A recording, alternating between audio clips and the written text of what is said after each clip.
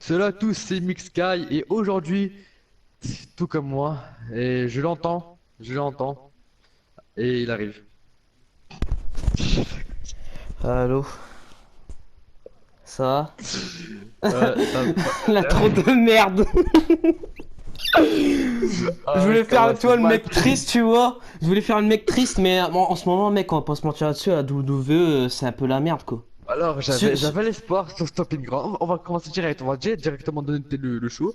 J'avais espoir avec Stomping Ground, les 2 semaines à Raw qui étaient très bien. Je me suis dit, Extreme Rules, il peut faire un bon truc. Ah, Ouais, pourquoi? ouais, bah Pourquoi? attends, Pourquoi? déjà, je tiens à dire que les commentateurs français, merci pour ces 6 ans. Les 6 ans des commentateurs français sur AB1, parce que malheureusement, hein, je sais pas si t'as su la nouvelle. Euh, En fait, les shows de base ils seront diffusés, mais pas les pay-per-view quoi. Donc, au niveau des pay-per-view en Europe, ce sera enfin sur AB1 et AB Explore, donc ça c'est vraiment fini. Je trouve ça dommage, je trouve ça déjà c'est vraiment con. Il y a beaucoup de dire à parler dans cette vidéo, donc prépare-toi à Ouais. fond. Mm, Vraiment, je suis vraiment et en fait, déjà en fait, moi en fait déjà, putain, je vais répéter full de fois, mais les pay-per-view, ils sont les dimanches à 2-3 heures du matin. Et le dimanche, c'est la veille de la semaine d'école, quoi. Donc, tu vois, je peux vraiment pas regarder. Donc, je suis obligé de regarder le lendemain sur les vidéos YouTube, etc. Et vraiment, ça me casse les couilles. Et enfin, c'est les vacances, je peux regarder un pay-per-view à mon aise tranquillement. Et puis, c'est plus diffusé sur AB Explore, AB1. Et ça, vraiment, j'étais vraiment triste, j'étais vraiment énervé. Vraiment, ça m'a dégoûté. ouais. Donc, je sais pas ce que t'en penses, toi. Bah moi j'ai essayé de regarder la version québécoise. Ah Non, ouais. non mais pour pas manquer de respect, mais la version québécoise, mec, ouais, c'est pas comme les commentateurs français, quoi. C'est plus énergétique. Et les commentateurs américains, ouais, je vais pas vous mentir là-dessus, mais les commentateurs américains, c'est des robots, quoi. Genre, Ouais. c'est un peu lent. Bon, bref, kick-off. Tout ce que j'ai à dire, attends, tout ce que j'ai à dire, c'est les commentateurs français. Parce que même quand il se passe rien dans le ring, ils arrivent à nous divertir. Je sais pas toi si tu trouves ça, mais Ouais. même quand il se passe rien dans le ring, genre c'est des prises, des contrôles de force, etc. Ils arrivent à faire des petites blagues qui passent bien dans le Surtout ring, Philippe enfin qui Chiro, les passent jeux bien de dans. mots, là. Voilà, quoi, c'est vraiment bien. Et j'ai vraiment ces commentateurs. Et ça se voit que ça fait longtemps qu'ils se connaissent, ça se voit qu'ils se connaissent bien, enfin qu'ils sont en coopération, quoi. Alors Mm. qu'avec les autres commentateurs, ils sont trois et des fois ils sont mêlés les mots. Il y en a un, il parle pas. La version, j'ai essayé de regarder une version italienne sur Google, sur un streaming. Ouais. Je vais pas parler trop parce que sinon ça manque de respect. Et voilà. C'est con quoi, dommage. En plus vraiment c'était. Mais d'un côté, je sais pas si t'as vu un YouTuber Catch Club, on n'a pas trop s'en plaindre parce que en fait nous on avait par rapport aux Anglais, aux autres pays, nous on avait donc le catch français, le Gratuitement. commentaire en français gratuitement depuis très très longtemps. Donc Ouais. pour 10 euros par mois, c'est vrai que c'est pas cher, mais bon après faut payer avec une carte bancaire et voilà quoi. Les plus jeunes n'ont pas tous une carte bancaire donc c'est un peu con. Oh, t'inquiète pas, moi pour le Voilà. WWE Network, moi j'ai un site spécial streaming. Bref, vas-y. Bon, vas-y, on va aller, on va. Kick-off. Shinsuke Nakamura contre Finn Balor pour le titre intercontinental. Donc, un match, Alors un le match kick-off. typique d'un Raw, un truc comme ça, hein. Et Alors, le kick-off, je l'ai pas vu. La vérité, kick-off, je l'ai pas vu. Mais tout ce que je sais, c'est que Shinsuke Nakamura a gagné le titre intercontinental et voilà quoi. Point bon, final. en fait, c'est un match typique et en fait, à la fin, attends, Nakamura, ouais, il fait deux coups de Kinshasa, tu vois. Et Ouais. Shinsuke Nakamura qui gagne le titre intercontinental. Bah, après, Shinsuke Nakamura, c'est bien qu'il a gagné le titre, tu vois, parce que ça fait. Il a déjà gagné le titre États-Unis, mais il a jamais gagné titre intercontinental, si je me Ouais. trompe pas. Mais Shinsuke Nakamura, franchement, il va faire partie des gars qui doivent quitter la WWE. On avait déjà eu Dean Ambrose, enfin John Moxley. Et on a eu déjà eu, voilà, on a déjà eu d'autres qui sont partis, donc je sais pas Shinsuke Nakamura il attend quoi. Peut-être les bookers ils ont un peu peur et du coup ils se sont dit non on va mettre un petit trait de Shinsuke Nakamura histoire qu'il reste. Ouais mais si vous le faites comme il des États-Unis, vous le donnez le titre et puis on voit plus ce titre, on l'oublie carrément, tu vois c'est un peu con. On doit Hmm. faire des vraies histoires avec. Ouais. Surtout en plus Bah. Finn Balor champion intercontinental, tout le monde était hypé. Mais aussi avec Finn Balor, je pense pas qu'il a eu assez le temps de montrer tout ce qu'il pouvait faire. Il a eu des matchs, mais voilà quoi, rien de plus. C'était des beaux matchs, mais vraiment, on n'a pas eu un scénario où on s'est accroché dedans. Des Mm. fois, il était des kick-off, des fois, il était même pas dans les Stomping Grounds. Je pense pas qu'il était dans le pay-per-view. Alors qu'il était champion intercontinental quand même. Elle a pu lui donner le titre à Shinsuke Nakamura, que je pense nul non plus va pas faire. En plus d'avoir fait perdre Finn Balor, déjà qu'il galère à se montrer dans la fédération. Voilà quoi, c'est un peu con pour Finn Balor. Donc Ouais. moi maintenant je vois très bien, très bien. Enfin je le vois pas très bien, mais je vois très bien les bookers mettre Finn Balor soit dans les matchs tout bêtes, ou soit on va plus le voir pendant 2 3 mois, et va faire un retour à SummerSlam contre Bray Wyatt, voilà quoi. Un truc comme ça. Allez, deuxième match. Kick-off, bon bah on va rapidement, tu vois, Tony Nese, Drew Gulak, donc bah un match typique cruiserweight. De toute façon les cruiserweight à chaque fois ils sont mis à l'écart, à chaque fois ça me casse les couilles. Et du coup bah à la fin du match, bah un Torturac bombe et puis le compte de Nese, 3 1 et 2 et 3 victoires. Enfin sur Nese bien évidemment et le gagnant c'est Drew Gulak. Bon voilà quoi, un match typique cruiserweight. Qu'est-ce que t'as à dire? Mais j'ai pas vu le match, donc sur les cruiserweight ces temps-ci, c'est vrai, je suis pas à fond parce qu'il y a eu Mustafa Ali à SmackDown, Jim Murphy à SmackDown. Ouais. Mais c'est vrai, d'un côté, ça peut donner un peu plus de style aux autres qui traînaient dans le roster. Mm. Maintenant, les cruiserweight, c'est vrai, comme tu as dit, ils sont un peu mis à l'écart. Je voudrais au moins qu'ils soient dans le show principal. Et ça, Après, j'en ai il y a eu un vraiment envie pay-per-view qu'ils soient spécial, top. Elvov. Elvov, je sais pas quoi là. Il y a eu un pay-per-view Evolve, un spécial. truc comme ça. Ouais, voilà. Bon, bref. En tout cas, c'est un peu con pour les C'était nul. cruiserweight quoi. Ouais. Bon, le show principal, ça va se gâter. Je le Oh sens bien. putain. Bon, non, enfin, franchement, je vais te dire le premier match. Shane McMahon, Drew McIntyre contre Roman Reigns et The Undertaker. Et bah en fait, le match il était pas ennuyant parce qu'en fait il y a eu l'Undertaker dedans. Mais sinon, s'il y aurait pas eu Undertaker, ça aurait été ennuyant. Voilà. Et donc à la fin Alors, du match, bah Undertaker, genre il se réveille comme ça, comme un mort-vivant, tu vois. Il lui fait un petit. Bah déjà, t'as Shane McMahon, à un moment, il avait fait bah, sa descente du coude à travers la table des commentateurs américains. Et bah après, tu vois, à un moment, il s'est réveillé, l'Undertaker, et après, il a fait un choke slam, et après, t'as Roman Reigns qui a fait un spear à côté, sur Drew McIntyre, je pense. Et du coup, bah voilà quoi, Tombstone, 1 et 2, 3 victoires, Undertaker. Voilà, en fait, le match, il était pas ennuyant, parce qu'il y a eu Undertaker dedans. alors, moi, ce match, franchement, donc t'as raison, avec Undertaker, il est venu. Mais en fait, ce match, il m'a étonné, parce qu'en fait, moi, je me suis dit, ouais, Undertaker, avec Super Showdown, les autres pay-per-views, etc. Depuis que je vois Undertaker, voilà, je vois pas un très bon match avec lui. Et bizarrement, je me dis, ce match, il va te casse-couille. Je sais pas, je sens qu'il va pas être bon. Là, il y aura beaucoup de gens qui vont critiquer. Et Mm. en fait, déjà, quand je l'ai vu que c'était l'opener du show, je me suis fait, ok, pourquoi pas.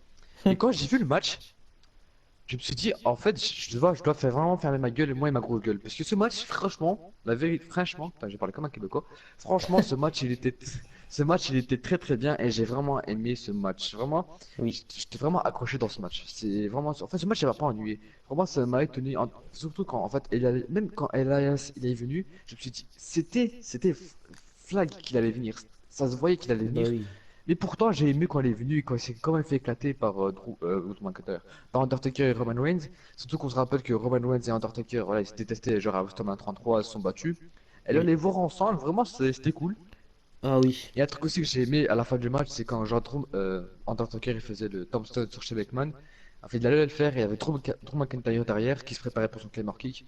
Et le moment où il voulait le placer, il avait un spear de Roman Reigns et ça, j'ai vraiment kiffé. Ouais. C'était vraiment rapide, j'ai pas vu venir. Avant, moi, je me suis dit, putain, ça va être chaud là. Mais là, vraiment, Roman Reigns, il est venu n'importe où. Après, c'est des travaux de caméraman, c'est du suspense. Mais voilà, c'était vraiment bien. Moi, dans les matchs, tu vois, moi j'aime bien les petits. Je sais pas comment on peut appeler ça, des petits scénarios dans les matchs.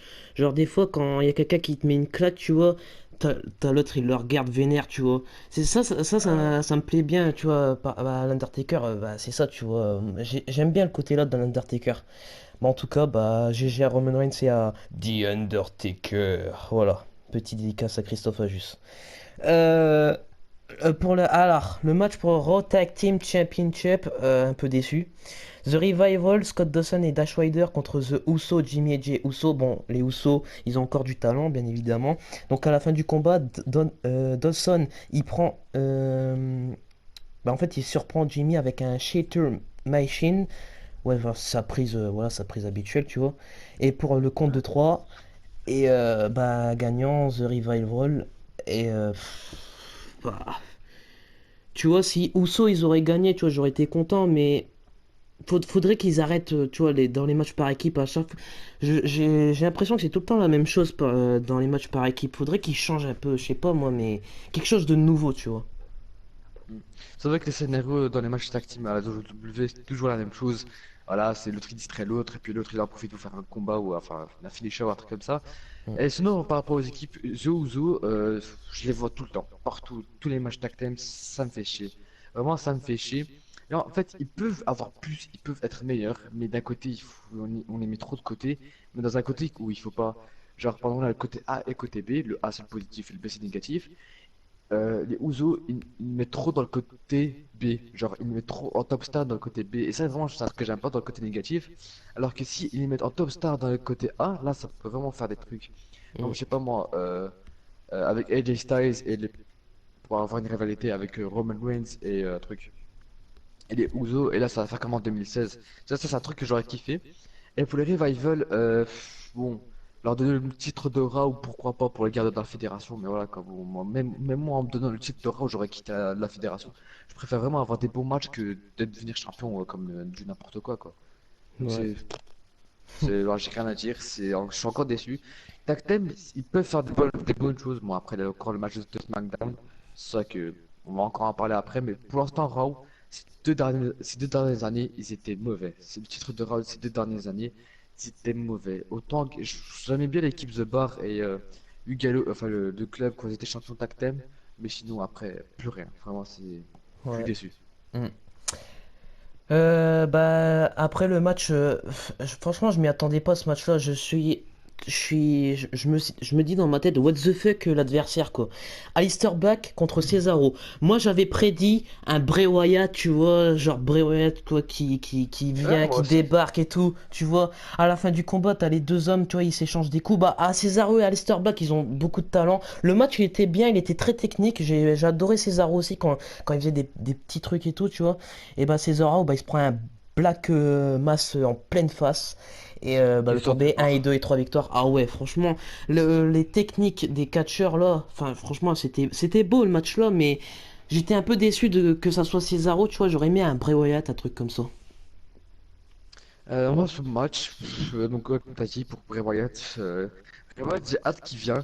Mais vraiment, contre Aleister Black à Extreme Rules, contre Aleister Black, ouais, mais contre à Extreme Rules, je pense pas. Je pense vraiment qu'il le garde pour SummerSlam ou un autre pay-per-view qui va venir. Hmm. Et sinon, pour ce match, alors les deux, c'est des excellents catcheurs, ils peuvent tout faire, mais Cesaro, pourquoi ils l'ont fait perdre? Je voyais vraiment un match nul pour ce match. Parce que, en fait, voir Cesaro la dernière semaine de SmackDown et juste dimanche d'après, c'est le pay-per-view, tu sais, ils ont pas le temps de construire la rivalité, ils ont pas le temps que ce soit intense pour le public. Donc, moi, j'aurais vraiment dit que ça se finisse sur un match nul, un bête match nul. Et au prochain pay-per-view, qu'il soit Battleground ou alors Red Bull Fire ou peut-être SummerSlam, on sait pas, ben là, il se rentre dedans. Et là, pendant toute la semaine avant le prochain pay-per-view, il se met à fond. Et là, il est en train d'enchaîner des rivalités, des paroles, etc. Et là, le match, il sera plus intense et là, on aura un bon gagnant. Alors, le truc que j'ai trouvé dommage dans ce match, c'est les deux adversaires. Cesaro, il a besoin d'être poussé, il a besoin d'avoir un bon power-up. Tandis qu'Aleister Black, c'est une toute nouvelle superstar et il est frais, donc il doit aussi avoir un power-up. Donc le Hmm. faire perdre Cesaro, c'est vraiment le rendre inutile, le traiter comme une merde, quoi, ça. Je vois pas d'autre solution, quoi. C'est vraiment Cesaro, si j'ai un conseil, quitte la WWE, tu vaux mieux que ça. Peut-être t'es pas bon au micro, ça c'est évident, mais tu vaux mieux que ça. Tu peux Ah, faut vraiment aller voir, faire. je m'appelle Cesaro. Bref. Ah, je te le dire, ouais, mais bah, après ça c'est un problème qu'il a eu Oui, ouais. pendant les matchs à cause de ses dents. Ouais. Mais voilà quoi. Peut-être pas la AEW, mais j'aurais dit peut-être la Ring of Honor ou la New Japan pouvaient l'accepter, tu vois, s'ils pourraient faire mieux Hmm. là-bas que truc à la WWE. C'est vrai qu'il y a un truc que j'ai remarqué, quand tu sors de la WWE et tu vas dans une autre fédération, t'as plus de chances d'être bien utilisé. Pourquoi rien que voir Chris Jericho, il est venu à la New Japan et bam, il a explosé alors qu'à la WWE, c'était l'esclave de Kevin Owens, quoi. Tu vois, c'était Ouais. vraiment, c'est vraiment la merde, quoi. Donc vraiment, Chris Jericho, pour moi, c'est un exemple à prendre quand la WWE t'utilise mal, voilà. C'est l'exemple à prendre. Voilà. Du coup, ouais, pour le titre SmackDown Women's, un match handicap. Nikki Cross avec Alexa Bliss, oh Alexa Bliss, bref, contre Bailey. À la fin du combat, t'as Bailey attends, ah ouais, qui fait une descente du coude à la Macho Man Randy Savage. Oh yeah, dig it. Et là, le tombé 1 et 2 et 3 victoires.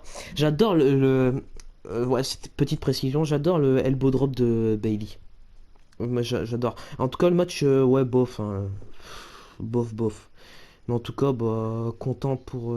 Bah, tu vois, j'aurais pas accepté Alexa Bliss et Nikki Cross, tu vois. Voilà. Bah, moi, j'ai rien à dire dans ce match parce que je l'ai pas vraiment regardé, j'étais plus sur mon téléphone. Ouais. Tout ce que j'ai à dire, c'est que Nikki Cross, c'est une bonne superstar. Enfin, je trouve qu'elle a bien été bien mise en avant avec Alexa Bliss. Alexa Bliss l'a bien mis en avant. Donc, ce qu'il faut faire, c'est vraiment Nikki Cross petit à petit, elle commence à faire des matchs solo, elle commence à entamer des tout petites rivalités qui pourront encore plus la pousser. Parce que mettre dans le même rivalité que Alexa Bliss, après, on sait pas à qui, quoi. Parce qu'après, si c'est seulement Alexa Bliss qui se bat contre Bailey, elle serait un peu moche, on l'a déjà vu il y a quelques années. Nikki Mm. Cross contre Bailey, ou Nikki Cross, elle n'est pas encore assez prête. Donc il faut obliger les deux contre Bailey, quoi.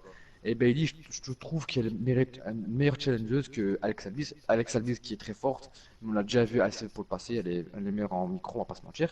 Ah oui. Et Nikki Cross, voilà, d'enchaîner des petites rivalités qui durent 2 semaines, puis 3 semaines, puis un mois, puis voilà, le temps d'un pay-per-view, histoire de vraiment lui donner un maximum de popularité et de force, et histoire qu'elle peut peut-être là enchaîner sur Bailey ou au titre de Raw ou faire une très très bonne équipe avec par exemple, Alexa Bliss qui là attaquera les titres tag team, ce qu'on appelle les Iconics, qui ne servent à rien Oui.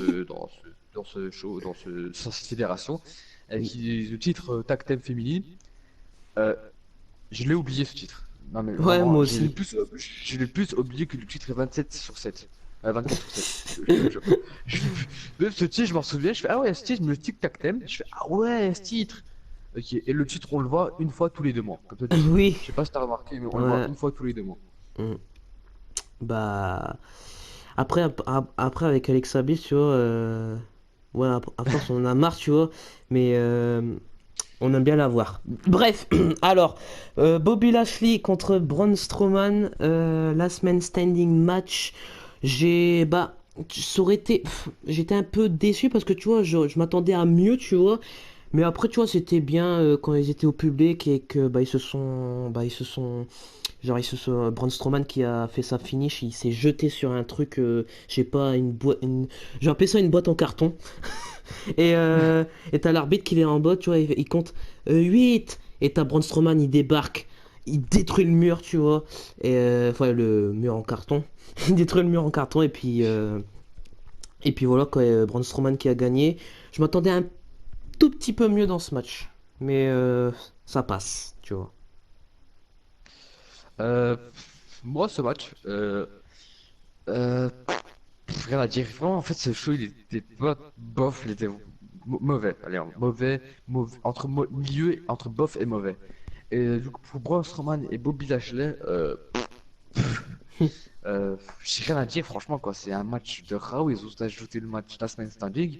Et il était intense, il était fort, il était long, mais c'est un match qu'on peut voir de tous les Last Man Standing, quoi. Surtout pour Mm. deux gros gabarits, ils auraient pu faire quelque chose de plus, genre prendre des gros trucs, genre prendre l'ambulance, qui est comme Bronson a déjà fait, et le pousser sur Bobby Lashley, tu vois. Là, ça aurait fait un truc intense. Ah ouais. Mais le match, c'est fini. Un bête décompte par terre, voilà. Après, on dit que ça, c'est extrême. Enfin, que c'est Ouais, Extreme Rules. extrême. Bon, allez, Même pour le les Last titres. Woman, attends, même le Last Woman's, attends, Last Woman Standing qu'on a vu à Evolution pour le show 100% féminin, il était meilleur que ce match. Comme toi, tu sais. Enfin, je sais pas, c'est mon avis, mais après, voilà. Ouais. Ouais, franchement, ouais. Bon, pour le titre SmackDown Tag Team, un Triple Threat, Big E, Xavier Woods contre Evan Machinery, Tucker et Otis, contre Warren et Daniel Bryan. Et franchement, Attends, est-ce que je j'ai... peux ajouter un truc? Attends, je peux ajouter un tout petit truc. Ouais, Avant ce match, il y a eu combien de matchs? 4 ou 3? je 4? pense Je 4. pense 4. Ouais. Bah, après 4 matchs ou 3, on a fait un bon match. Donc tu peux continuer. Et bah du coup bah moi j'ai bien aimé le match. C'est Every Machinery qui sont je les adore franchement. Enfin je les adore pas mais enfin genre tu vois j'aime bien quand surtout quand Otis il fait des trucs de il fait des trucs what the fuck quoi. Surtout avec sa voix avec sa voix qui part en couille. Et franchement, j'aime bien. Et ben, gros GG à Biggie et Xavier. Tu vois, je préfère quand ils sont à deux que au lieu qu'il y a Kofi Kingston derrière. Tu vois, là, je préfère. Mais en tout cas, un gros GG. Et ouais, le match était sympathique.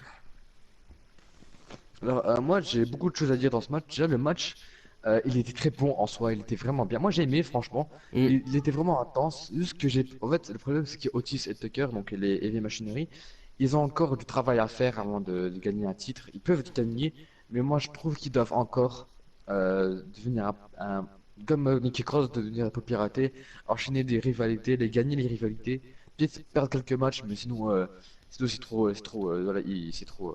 irréaliste. Autant mm, gagner quelques matchs, perdre quelques-uns. Mais vraiment, il faut vraiment qu'on les pousse comme Nikki Cross, enfin qu'on leur mette des bons matchs. Et ouais. pour Daniel Bryan et Eric Rowan, j'ai aimé leur tag team, enfin le tag team quand ils ont été champions. J'ai vraiment aimé parce qu'en fait, alors, il y a un truc qui est trouvé bizarre, mais je peux le dire après. Déjà, ça nous a mis Daniel Bryan dans le main roster sans qu'ils soient dans le main event. Tu vois, ils ont arrivé à nous mettre Daniel Bryan sans qu'ils soient dans le main event. Mm. Et la deuxième chose, quand il est devenu champion, ben, pourquoi il a pas fait la même chose avec le titre de la WWE, du genre avoir changé le titre? Tu vois, le titre tag team, il y a Ah, aussi du bah ouais, métal, ouais, il y a c'est aussi du ça que cuir. je comprends pas. Mm. Voilà, C'est donc ça.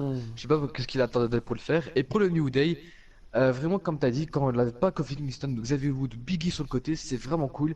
Parce que Oui. quand je voyais le New Day et quelqu'un derrière, et ils ont un match 2 contre 2, j'ai l'impression toujours que leur match, enfin leur équipe est trop grande et ils doivent toujours laisser quelqu'un de côté. Et voilà, quoi, après, des fois c'est Xavier Wood et Biggie qui font la star, puis c'est Kofi Kingston et Biggie, ouais, donc là toujours quelqu'un qui est de ses côtés. Et pendant qu'ils gagnent un match tag team, quoi, ils étaient encore à 3, on savait pas qui a fait qui, quoi, tu vois, donc c'était vraiment cool. Et voilà, on Surtout a dit, ouais, le style de catch de Xavier Woods. ouais. J'aime trop. Surtout, surtout quand ils ouais, quand c'est Xavier Wood et Biggie qui ont gagné le match et Kofi il était sur le côté. Mais après, elle a dit, ouais, c'est grâce à Xavier et Biggie qu'ils ont gagné. Tu vois, Kofi Kingston, il a rien foutu, tu vois, il était Ouais. en assistant. J'aimerais Donc j'ai trouvé trop, j'aimerais vraiment. trop, pas une trahison, mais une séparation, tu vois. Euh, non, en fait, non, moi vraiment, comme je voudrais que les deux ils restent ensemble, mais comme ils le font là actuellement, que Félix soit champion de la WWE et Biggie et Xavier Wood champion de tag team, Mm. ça vraiment c'est un truc que j'aime bien. Ça c'est un truc que j'aime bien et j'espère juste qu'ils vont pas se séparer.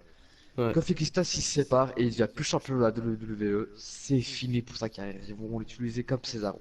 Mais je te jure, ils vont l'utiliser comme Cesaro, ils vont rien lui foutre nulle part. Peut-être dans quelques rivalités, mais si tu regardes Tom Ziggler, il est revenu, par chance.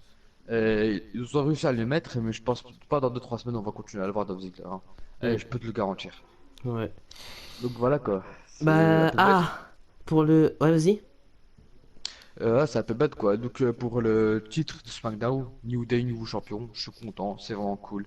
Pour le titre des États-Unis, AJ Styles avec Lou Gallows et Karl Anderson contre Ricochet. Oh putain de merde! Pourquoi? Bon, bah, Pourquoi? vas-y. Commence, allez. AJ Styles, il a 40 ans! 40 ans! Ricochet, il a tout dans la vingtaine! Pourquoi? Pourquoi? Ok, AJ Styles, il a depuis longtemps, celui qui est plus fort. Ricochet, il est tout nouveau, il est tout frais. Mm. Si c'est pour gagner le titre des États-Unis et l'avoir affronté une seule fois contre une même superstar, et en finale l'Européen, le pay-per-view d'après, Ouais, c'est quelle triste. est l'utilité? S'il te plaît, quand t'as Spider, tu as 3 minutes pour me dire quelle est l'utilité. Go. Je pense qu'ils vont... Que le Et il y en club a pas. est... Ok, voilà, c'est bon. Non, mais C'était moi, inutile.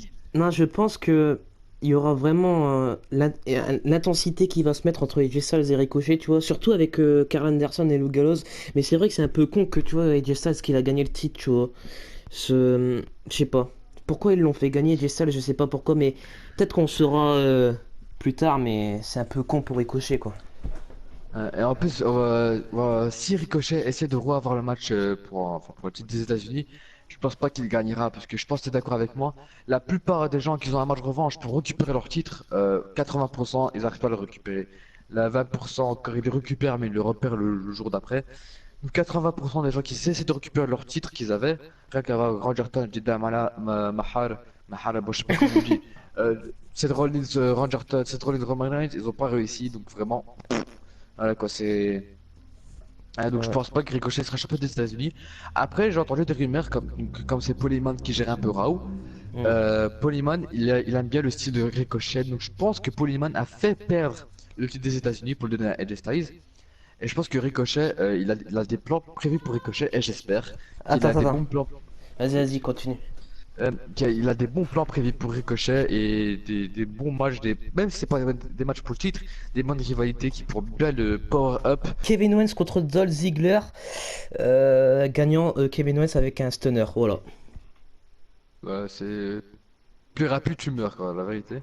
Bon, enfin, ce match, il m'a fait du bien, parce que ça a enfin fermé la gueule à Kevin Owens. Il a tout dit, tout ce que le public pensait. Je sais pas si t'as vu dans l'épisode de SmackDown. Il Ouais. a bien fait fermer la gueule à Dolph Ziggler. Donc vraiment, il a fait deux trucs que tous les fans voulaient faire. Voilà. C'est- Ouais. Voilà, donc il a vraiment géré Kevin Owens. Et pour l'instant, je trouve qu'il fait bien son taf, Kevin Owens. Je trouve vraiment Moi, je trouve que qu'il Kevin Owens, en apporte. fait, il fait comme Kevin Owens, en fait, il fait comme Stone Cold Steve Austin, tu vois, à l'époque, tu Et vois. voilà quoi. Genre contre Il dit tout Shane ce McMahon. tout ce que les gens pensent tout bas, il dit tout ce que le public pense tout bas quoi. Ouais. Il parle à la place du public, ça vraiment j'aime bien. Et Mm. vraiment Kevin Owens, il doit rester comme ça pendant très longtemps, j'espère, parce que Kevin Owens il fait vraiment un bon taf comme ça. Ouais. Bah, ouais, Kevin Owens, franchement, je l'adore en ce moment. C'est. C'est le meilleur, quoi. Faut pas se mentir. Du coup. Ah oui, Samoa Joe contre Kofi Kingston pour le titre champion SmackDown, on va dire ça comme ça. Samoa Joe, franchement, je sais pas qu'est-ce qu'il fout Samoa Joe à la WWE, mais je sais pas, et on dirait que en fait c'est le petit, c'est celui-là qui a le titre, tu vois, et en fait il se fait rapidement prendre le titre, et d'un seul coup après il se met dans un match bah, que il a rien à foutre en fait. Du coup, bah, le Euh, gagnant, Kofi Kingston avec un Trouble in Paradise. Là, le final, j'étais un peu deg parce que tu vois, un Trouble in Paradise, ouais, c'est original quoi. Et du coup, bah, Kofi Kingston le gagnant. Alors moi pour Samoa Joe, quand j'ai vu qu'il a perdu les États-Unis, j'ai acheté content pour Ricochet. Mais Hmm. quand je me suis dit putain mais Samoa Joe maintenant il faut le foutre où? Tu vois, je me suis dit c'est bizarre. Et Hmm. j'ai deux choses à dire. Déjà, j'ai bien aimé qu'ils ont directement trouvé un truc. Et c'était contre Kofi Kingston. Et je trouvais que Kofi Kingston et Samoa Joe, ça pouvait passer pour une bonne rivalité. Mais maintenant, un truc que j'ai trouvé extrêmement con. C'est que Samoa Joe, il a Raw. Et avec leur truc World 4 Route, je sais pas comment ça s'appelle, genre 5 superstars de Raw, SmackDown, etc. Je trouve ça con parce que la plupart des gens qui font SmackDown, ils sont 5. Donc ça veut dire après, voilà quoi, presque tous les supporters de SmackDown ils vont là-bas, après SmackDown ils se retrouvent sans rien. Donc c'est comme à l'époque 2015-2016 où il y avait des superstars de Raw et SmackDown. Voilà quoi, je trouve vraiment ça con, ça moi déjà titre rester à Raw, mais après il y a un match pour le titre à WWE. Voilà quoi, c'est un peu con. Ils peuvent avoir des trucs World Card Rule, donc les superstars de Raw et SmackDown qui se mélangent, Hmm. mais attends. Ouais, mais le fait de prendre Samoa Joe Raw et prendre un titre de SmackDown, je trouve ça vraiment con. Et je pense pas qu'ils doivent faire ça, quoi. Ils peuvent aller dans les shows différents, donc dans les shows différents, mais ils peuvent pas attaquer pour le titre du show en question, quoi. Donc voilà, ça j'ai trouvé vraiment bête et je trouve que leur draft il sert à rien maintenant, je trouve. Je sais pas toi à quoi tu penses, mais moi personnellement, je trouve que leur draft maintenant ne sert à rien. Autant nous laisser maintenant tout petit porteur de rang et SmackDown, réunir le titre universel et le WWE et puis voilà quoi. Et on en finit bien. Ouais. Bah, D'accord, tu moi vois, je trouve que c'est bête, hein. ouais. C'est Bah, tu vraiment vois, bête. c'était comme à l'époque, tu vois, dans Catch Attack. Tu te rappelles à SmackDown, genre, moi, bah, première rivalité que j'avais suivie, c'était Christian Randy Orton, tu vois. Et en fait, la rivalité, il y avait que la rivalité que à SmackDown, quoi. Il y avait pas à Raw, tu vois, à Raw, c'était, à l'époque, c'était vers minuit et quelque chose. Moi, je pouvais pas parce que j'étais un gamin, du coup, bah voilà, fallait que je dorme. Et tu vois, moi j'aimais bien, tu vois, c'était des rivalités, tu vois. En fait, pour un show, bah, genre que SmackDown Live, comme ils avaient fait avec Stephanie McMahon et Shane McMahon, quand ils étaient en rivalité, tu vois. Tu vois, mais là, ils ont commencé à mélanger des superstars. ils ont commencé à mettre des Samoa Joe à Raw, maintenant oh, c'est le bordel maintenant à la WWE. Bref, bon, en tout cas, je sais pas qu'est-ce que t'as à dire d'autre. Bah rien, franchement rien, c'est juste bête En fait moi j'aime bien le concept du draft, c'est vraiment cool, c'est vraiment... Genre ça peut mettre des superstars d'un côté et de l'autre qui peuvent viser différents titres. Ouais. Et le stade à Raw c'est un peu nouveau parce que pendant 3 ans il était à SmackDown. Mais après pour que finalement il va à SmackDown, il va à Raw, voilà quoi, c'est un peu con quoi, Ouais. c'est totalement inutile. Et surtout quand Brock Lesnar il avait le choix soit d'attaquer le titre universel ou le champion le titre de la WWE, alors qu'il y a un an de cela, genre quand c'était Braun Strowman, il avait que le choix pour le titre universel. Tu vois, donc c'était 4 superstars de Raw, 4 superstars de SmackDown, en tout 8 pour le ladder match. Et pour au final en fait 8 personnes qui peuvent attaquer n'importe quel titre. Donc voilà quoi, c'est un peu bête. Ouais. Du coup, ah bah, on va passer au main event. Bon, ça va, Oh là mais là, non, oula. moi j'ai, non, franchement, ah, du coup, ouais, Baron Corbin et Lacey Evans contre Seth Rollins et Becky Lynch. Moi, tu vois, j'ai bien aimé, tu vois, parce que moi j'ai bien aimé, genre, à un moment, t'as Lacey Evans, tu vois, qui se rapproche de Seth Rollins. Du coup, ouais, Seth Rollins, Becky Lynch, tu vois, j'ai bien adoré. En fait, le duo, j'ai bien adoré. Et c'était marrant. Après, je suis content du vainqueur, Seth Rollins, Becky Lynch. Et Je on sais s'y plus qu'est-ce attendait un qu'ils ont peu. fait, je sais plus qu'est-ce qu'ils ont fait à la fin. À la fin, ils avaient fait quoi? Alors à la fin, ils ont fait une grosse erreur. Ah Alors, oui! si, non, non, mais je veux, si t'as des, si tu t'es évanoui à ce moment-là et tu t'es endormi, ce qui, je comprends, vers la fin du Oui, show, oui. alors, il s'est passé quoi? Alors, on l'a entendu avec de Brock Lesnar, Polyman est venu, Ouais. et bien évidemment, ce qui vient après Polyman dans un show, et quand la personne en question a la manette Money in the Bank, et quand le champion actuel est sur le point de tomber KO, et ce qui se passe, Quentin? Il y a The Beast qui vient, qui débarque. Et The Beast, Ouais, voilà. Il attaque Seth Rollins comme une salope, je suis désolé, il attaque comme une salope. Et ensuite, il met le match et un F5, 1, 2, 3, et c'est bon, Brock Lesnar champion. Mais Ils pourquoi, attends. savent, Bah oui, pourquoi, attends, ouais. vas-y, vas-y, enchaîne, Bah, enchaîne, enchaîne. même pourquoi ils l'ont fait gagner Brock Lesnar? Ils auraient pas pu, genre, t'as Brock Lesnar, il attaque Seth Rollins, et ils auraient pas pu mettre, tu vois, Becky Lynch, tu vois, enfin, qui intervient, elle essaye d'intervenir, elle lui met par exemple un coup de boule sur Brock Lesnar, un truc comme ça, tu vois. Tu vois, ça serait bien, tu vois. Ouais. Ça aurait été bien, tu vois, qu'ils perdent la manette. Mais pourquoi Brock Lesnar encore champion? Ça m'énerve, ça me saoule. Il y a beaucoup Voilà, de gens ils qui... savent qu'on l'aime pas, on Bah ouais, savent qu'on l'aime voilà. pas Brock Lesnar. Mm. Maintenant, ok, Brock Lesnar, il a son contrat à la UFC, c'est fini. Mais il est champion, il va faire quoi? Je pense pas qu'il va se démerder à venir à chaque show, quoi. Et à se battre à chaque chose. Surtout que son dernier match à Raw, c'était en 2002. Euh, 17 ans qu'il a fait aucun match à Raw, à part faire des attaques ou se battre pendant des promos. C'est tout. Brock Lesnar. Mm. Bon, laisse-moi finir. Brock Lesnar, c'est une bonne superstar. Niveau audience, il peut augmenter, il peut faire des putains de combats. Mais quand tu donnes champion universel, il est là une fois tous les 3 mois, bon, quoi, laisse tomber, quoi. Autant Ouais. pas lui mettre des titres, lui mettre des petites rivalités. Surtout C'est quand on fait complètement que des con. souplesses et des F5. Voilà, quoi. C'est complètement con. Et des petites pêches de UFC, enfin de boxeurs, qu'on voit que c'est faux en plus, vraiment, c'est très mal fait. Ouais, des fois, il y a des coups de poing qui le donnent pour du vrai, on l'a que voir avec le SummerSlam 2016, Brock Lesnar Randy Orton. Ah oui, oui. C'est une bête mal fait, quoi, c'est une bête mal China. Pour moi, c'est pas une bête, c'est ce qu'une pute, dès qu'il est champion, c'est bon, il vient pas dans tous les shows, quoi. Mm. Donc vraiment, il a vraiment perdu sa personnalité piste. Et voilà quoi, surtout que les supporters ils se combattent chaque show, chaque soirée, ils se donnent à fond alors que Brock Lesnar il vient une fois tous les 3 mois et tu vois, il a le temps de se reposer, de se muscler, etc. Ouais. Donc voilà quoi, c'est un peu con. Bah, déçu. Mais sinon, le match, t'as pensé quoi? Franchement, il était bien, Lacey Evans, Baron Corbin contre Seth Non, Rollins. ce match ça va, ça va par rapport au Raw, parce qu'on a déjà eu un match que pareil à Raw. Ce match-là, ça va. Il était bien, franchement, il était bien, bien paisible. Voilà quoi, rien à dire. Il était ni mauvais ni bon.